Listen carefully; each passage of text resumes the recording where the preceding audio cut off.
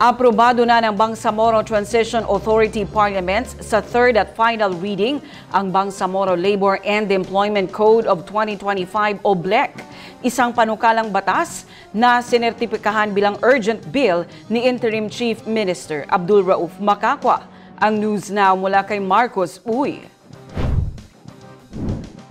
Mapapalakas na ang proteksyon sa mga manggagawa, magiging patas ang pasahod at madaragdagan ang mga benepisyo sa BARM matapos aprobahan ng BTA Parliament sa third at final reading ang BLEC.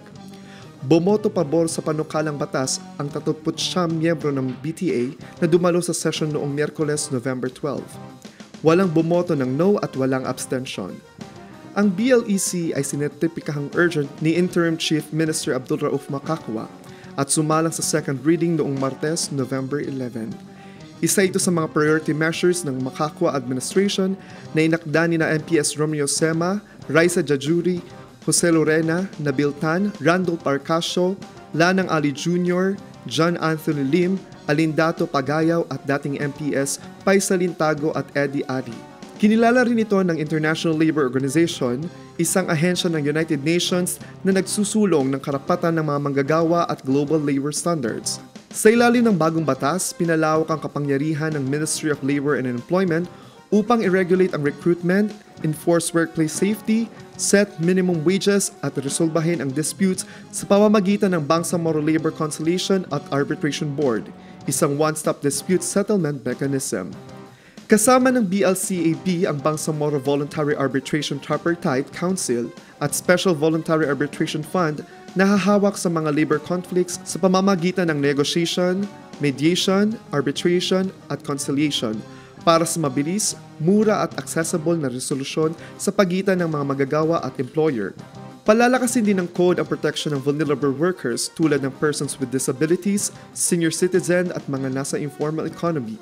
I-institutionalize ng BLEC ang religious at cultural rights sa mga manggagawa sa pamamagitan ng payer breaks, worship space, adjusted work schedules tuwing Ramadan, at hanggang 30 days unpaid pilgrimage leave para sa Hajj at Umrah. Sasaklawin din ng BLEC ang bereavement, quarantine at genealogical leaves at imandato ang lactation stations, female quarters, child minding areas at access sa PhilHealth at pag-ibig benefits. Ang code ay nahati sa 8 libro na tumatalakay sa pre-employment, employment standards and productivity, cultural rights and practices, social welfare and protections, employment relations, collective bargaining, at labor justice administration.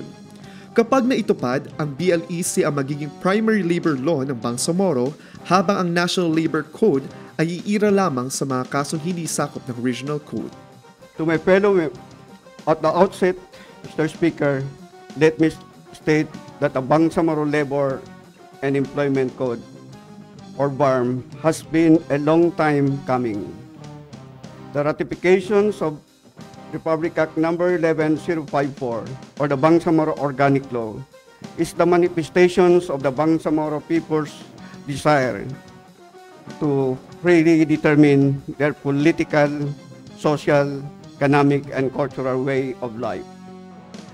The BOL provide us with the opportunity to fully realize our aspiration for self-determination, which for labor rights recognizes that the Parliament may enact laws that expand or enhance the rights of workers as stated in Section 10, Article 9 of the BOL. Marcos Uy, iMinds, Philippines.